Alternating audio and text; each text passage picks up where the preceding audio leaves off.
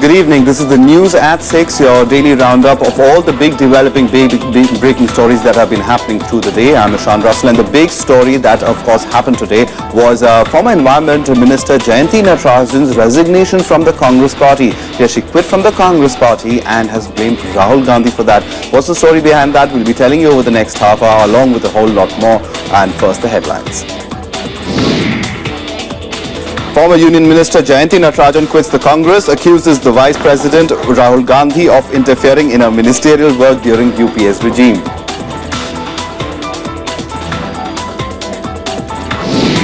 Congress leaders deny Natarajan's claims. Finance Minister Arun Jaitley says they confirm suspicions of UPS pursuit of sadistic economy, calls for review of UPS projects. Coal India Limited shares fall around 3% after government sells stake aiming to earn over 22,000 crore rupees.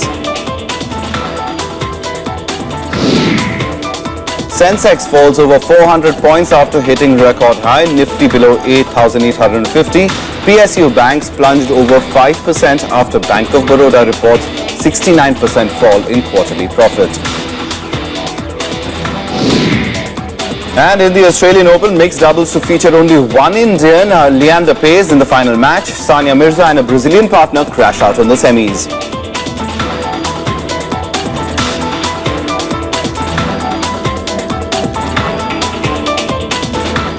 The top story today, India sold a 10% stake in state-run behemoth Coal India today, giving a welcome boost to the government's divestment drive. The sale, set to raise over 22,600 crore rupees to the exchequer, is India's largest ever, moving the government closer to the $10 billion target which it needs to hit to trim the fiscal deficit to a 7-year low by the end of March. The Modi government had budgeted to raise nearly 60,000 crore rupees by selling small stakes in state-run and other firms. The share sale has been dubbed as the biggest ever offering in domestic equity market. Post the share sale, our government's stake in Coal India will come down to 80%. The base issue got subscribed, lapped up by the institutional investor by 3 o'clock. I think investor interest was in the Coal India was primarily because of it is a part of the Nifty and because huge money is coming into India through ETF channel only. This sets a new benchmark for perhaps a more ambitious disinvestment target for the next year, because the way Sensex is setting new record heights every day, perhaps 30,000 will be the floor for next year. On to the elections in Delhi, where the top leaders continue their campaign trail in the national capital for the forthcoming assembly polls. BJP's chief ministerial candidate Kiran Bedi held a rally in the capital's Jagatpuri area today. Party chief Amit Shah is also scheduled to hold multiple rallies in the national capital today. The party is still battling in fights over its CM choice. BJP state unit chief Satish Upadhyay had to write a strong letter to his partymen in Delhi to unite for the assembly polls. In a sign of the party's desperation to get its act together in the last lap of the elections, he appealed to the leaders to forget differences and work to ensure a win for the party. The party also stepped up its campaign against the Aam Aadmi Party and its chief Arvind Kejriwal by placing more questions. With a show-off kind of an attitude, they say, oh, we have been asking Chief Minister candidate Kiran Bedi ji to come and debate with us. BJP never runs away from debates. But the DNA of Aam Aadmi Party is not to have debates. The DNA of Aam Aadmi Party is to spit and run. The DNA of Aam Aadmi Party is to scoot after making some kind of a shooting. The Aam Aadmi Party has come down heavily on the BJP over the poster row. Party chief Arvind Kejriwal took a swipe at the BJP for its newspaper ad in which Anna Hazare's cartoon has been shown with a garland. Kejriwal accused BJP of involving in mudslinging due to lack of issues. He's demanded an apology from the BJP over the controversial advertisement. उनके पास कोई agenda नहीं बचा है, उनके पास कोई vision नहीं है, कोई एजेंडा नहीं है, मैनिफेस्टो तक नहीं बना पा रहे बीजेपी वाले। वो जब ये चुनाव के पहले ही नहीं बता पा रहे कि दिल्ली के लिए वो क्या कर सकते हैं, वो सरकार क्या चलाएंगे। News from the border now, where in yet another ceasefire violation, Pakistan Rangers last night resorted to small arms firing on border outposts along the international border in Jammu. Now, the BSF retaliated to the intermittent exchange. Pakistani troops stepped up ceasefire violations on Thursday to help infiltration of terrorists on the border. The BSF retaliated strongly. कल रात को भी incidents हुए हैं shelling के, बहुत wide spread नहीं है फिर भी, और मुझे लगता है ज़्यादातर इन्फिल्ट्रेशन बिड को कवर करने के लिए की जा रही है। रोज ही हम लोग देख रहे हैं, लोग आते हैं HSTI में दिखाई देते हैं और उनको रिपल्स करने की कोशिश की जाती है। इन्फिल्ट्रेशन कोई सक्सेसफुल अभी तक तो नहीं हुआ है। 3 villagers were injured in the shelling in Arnya sector. They were taken to a government hospital where one of them is critical. Residents said they face difficulty in rescuing the wounded amid a barrage of bullets. बड़ी बुरी हालत है, तो इतनी firing हो रही है कि हद से ज्यादा भी तक बाहर फायरिंग हो रही है। हमने जैसे उठाया इनको, दुकान खोली, दुकान के अंदर इनको ले गए, फिर वहां पे 15-20 मिनट रख के बाद फिर जल्दी हमने इधर पहुंचाया, बड़ी मुश्किल से sir. The BSF said the situation was a little tense but under control and the army had effectively curtailed the infiltration attempts. थोड़ी अनप्रेडिक्टेबिलिटी अभी बनी हुई है। कल रात भी इंसिडेंट में शेलिंग में एक फैमिली के 2-3 लोग इंजर्ड हो गए हैं और हमारी तरफ से पूरा अलर्ट है अभी। Thursday's ceasefire violation was the 8th among the big skirmishes that have taken place this month. Even on 25th of January, ahead of US President Barack Obama's visit, Pakistani forces resorted to small arms firing at Jugnu-Chak border outpost in Jammu. Bureau Report, Rajya Sabha TV. A focus story for today. Former Environment Minister in the UPA government, Jayanti Natarajan, resigned from the Congress after an explosive press conference today. In a scathing attack, she accused party Vice President Rahul Gandhi of interfering in ministerial work. However, she chose to remain tight-lipped about her future plans as of now. Today I announced my resignation as a primary member of the Congress. I received another phone call from Shri Ajay Makan that I'm sorry, tomorrow the new list of spokespersons are coming and you are being removed from the panel, which was again a shock to me. Another prominent face in Congress has quit the party after questioning the top leadership. Jayanti Natarajan, the former Environment Minister, virtually opened a can of worms at a press conference on Friday, accusing the party Vice President Rahul Gandhi's office of planting stories to sully her reputation. She claimed Rahul Gandhi had interfered in the decision-making process.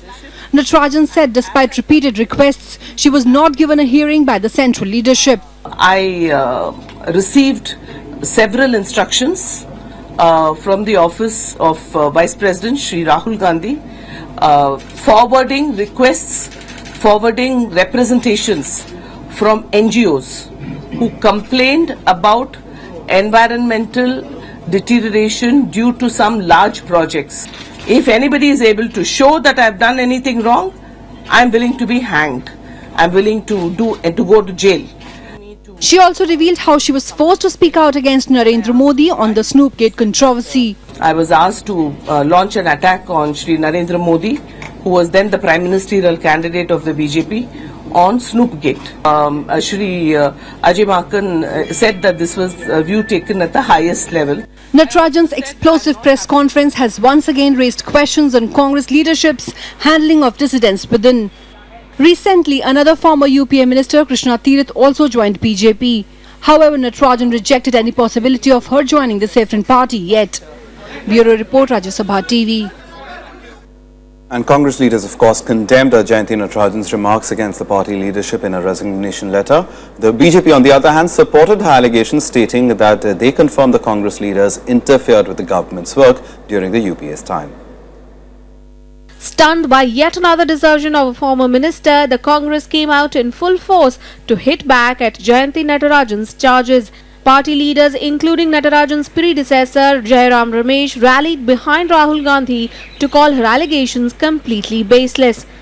This allegation is just to thinking that, she can also put a stone against the Congress party, then, she seek an opportunist. That is opportunism. She has never been consistently with the Congress party. This is totally a baseless allegation. Somebody, for some personal reasons, if they want to resign from the party, they are free to do so. But making such wild allegation is very unfair.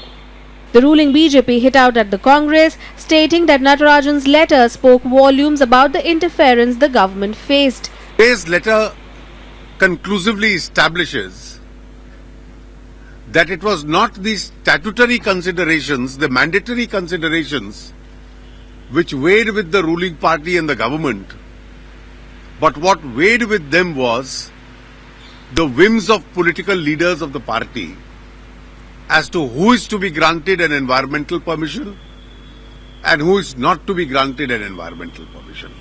जो प्रश्न वो उठा रही है, मुझे लगता है Congress party को इस पर सफाई देना चाहिए और देश की जनता से और प्रधानमंत्री जी से माफी मांगनी चाहिए. My impression is internal Congress squabbles, internal differences, internal views are getting exaggerated and it is coming to the open.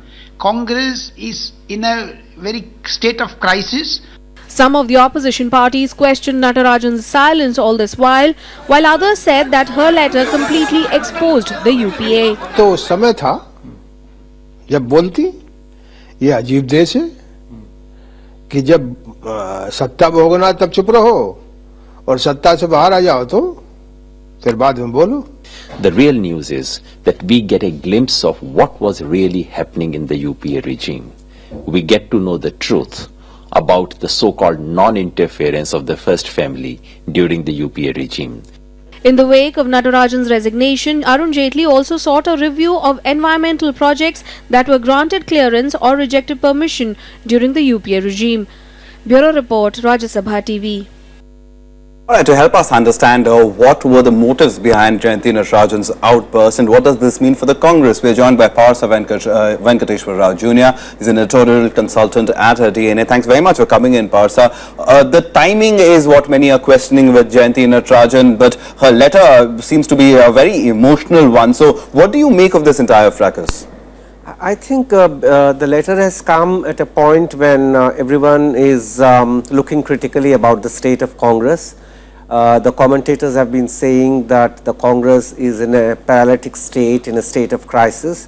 So this only adds some sort of fodder to the rumor mill. Jayanti Natarajan is making saying many things, and we need to distinguish among those things. Right. She's not really complaining that she got instructions from either Rahul Gandhi or Sonia Gandhi that green signal should be given to a particular company or not given to a particular company. She makes it very specific that the NGO's letters were forwarded to her.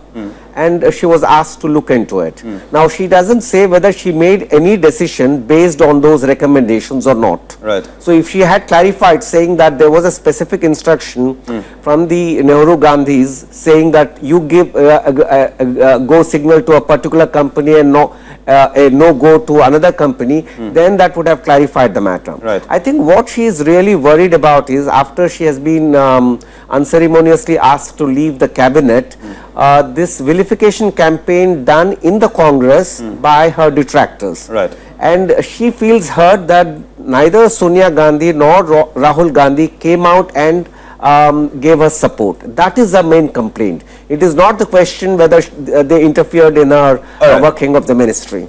All right, but very quickly also, before we get into the question of the larger question about the Congress party, as far as politics and in her home state, in Jayanti Natarajan's home state is concerned, I mean, the Tamil Congress chief G.K. Vasan quit and started a new party. Is there something in the offing as far as Jayanti Natarajan is concerned?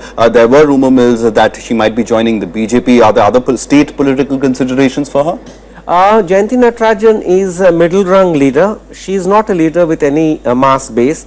None of the Congress leaders, past or present, after Kamraj and other people, there is no statewide. I think Mupana was an exception.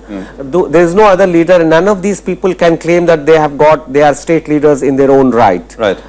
So she is an articulate person. She is a seasoned politician, and she should be an asset to any party which she joins. She might join Vasan or she might join BJP, but it remains speculative.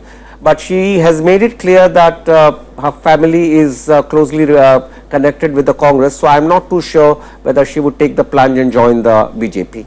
All right, but the growing discontent over Rahul Gandhi and the fact that many, even within the Congress, I mean, you had Jagmeet Singh Barar saying something similar of a lack of action on the part of the party leadership.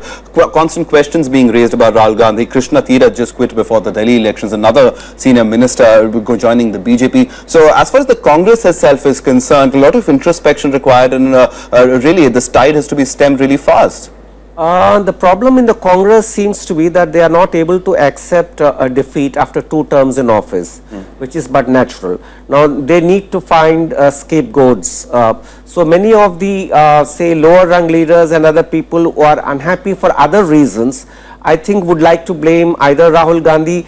Basically, they are not blaming either Rahul Gandhi or Sonia Gandhi, but the coterie around them. All right. They feel they are being denied access to the Rahul Gandhi and Sonia Gandhi by the people in the middle, and because they are not able to break through that barrier, they are living in sort of frustration and disgust. And I think Jayanti Natarajan is a perfect example of that. All right, so you expect more such discontent to come out if the Congress does not take quick action? You know, the people who are leaving are not very big leaders so far in their own right. Are they people who can change the fortunes of the party because they leave? I'm not too sure of that. Jayanti Natarajan is a very articulate person, but I do not think she makes any difference to the party by her departure. Well, her departure certainly has given the opposition, not the opposition, but the opposition to the Congress at least, a lot of ammunition. Thanks very much, Barsa, for coming in and explaining to us what has been really happening within the Congress as far as Jayanti Natarajan's resignation is concerned. Thanks so much. All right, let's now take a look at all the other national news and updates we're tracking in nationwide. The Sensex declined as much as 611 points in intraday trade today as banking stocks came under sharp selling pressure. Sensex ended close to 500 points down in its worst drop in the last 3 weeks. The Nifty also snapped its 10-day rally that had brought it to several record highs in the last few days. It fell close to 150 points to end at 8,808 points. Former Rail Minister Mukul Roy today appeared before the CBI team to face interrogation in connection with the Sarda scam. This is the Trinamool Congress leader's first questioning in the case after he was summoned by the CBI on the 12th of January. Mukul Roy has since pleaded extension to appear before the investigating agency. The Supreme Court has sentenced CPM leader from Kerala, M.V. Jayarajan, to 4 weeks in jail for derogatory remarks against a High Court judge. He was earlier sentenced to 6 months in jail in November 2011 by the High Court for contempt of court, but he moved the Supreme Court against the order. The top court upheld the High Court sentence but reduced his punishment. Time now for a very quick break, but before we go, we'll leave you with visuals from Rajghat, where Pranab Mukherjee, the President of India, and Prime Minister Narendra Modi were among several leaders to pay homage to Mahatma Gandhi on his 67th death anniversary today. Remembering the Mahatma today.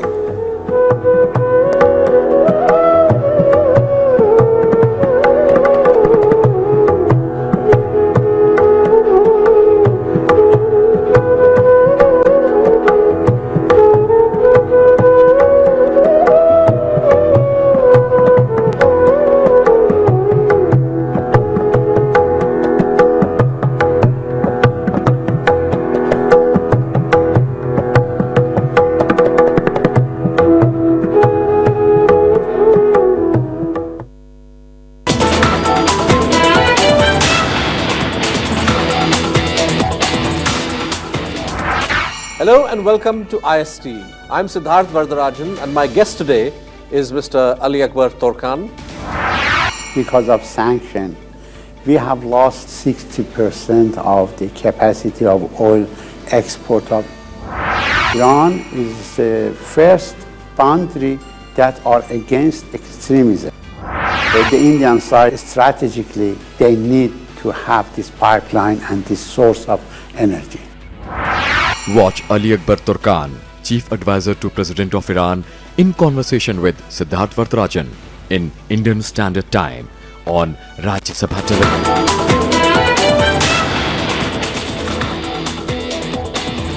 Welcome back. You're watching the news at 6. At least 20 people have been killed in a powerful bomb blast at a Shia mosque in Pakistan's Shikarpur. Police have said that at least 50 people were wounded in the attack after Friday prayers. The death toll is expected to rise as many of the wounded are in a critical condition. It's not yet clear who carried out the attacks, but Sunni militant groups have targeted the Shia minority in the past. Local media reports suggest that the blast could have been a suicide attack, but the police are investigating. Pakistani Prime Minister Nawaz Sharif has condemned the incident and ordered an immediate inquiry. Now, China has won the United States today over the South China Sea dispute over the proposal to extend Japan's air patrols in the region. In a statement, the Chinese Foreign Ministry urged nations to refrain from creating tensions in the region. China's strong reaction came after a top U.S. Navy official said that the U.S. would welcome Japanese patrols as a counterweight to a growing fleet of Chinese vessels in the region. The statement comes as U.S. and Japan negotiate new bilateral security guidelines expected to give Japan a bigger role in the alliance. 中国与东盟国家保持着睦邻友好关系，那么正如大家看到的，南海地区的局势是稳定的，我们有意愿也有能力共同维护好南海地区的和平与稳定。